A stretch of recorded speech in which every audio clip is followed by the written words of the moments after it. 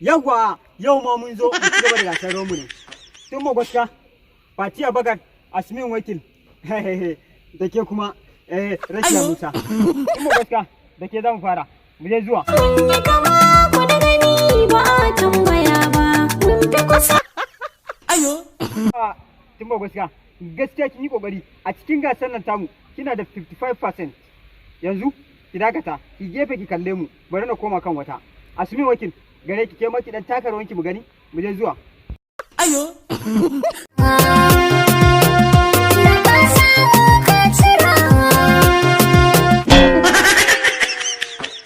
Yawwa Asmin Wakil, ke ma kin yi kokari sosai a cikin kaso 100 kina da 52.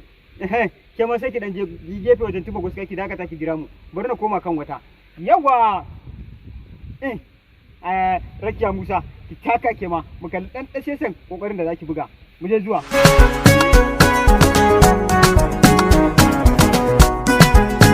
Ayo. Yawwa Rakiya Musa, gaskiya kin yi kokari ke ma ba laifi. A cikin kaso 100 kina da 35.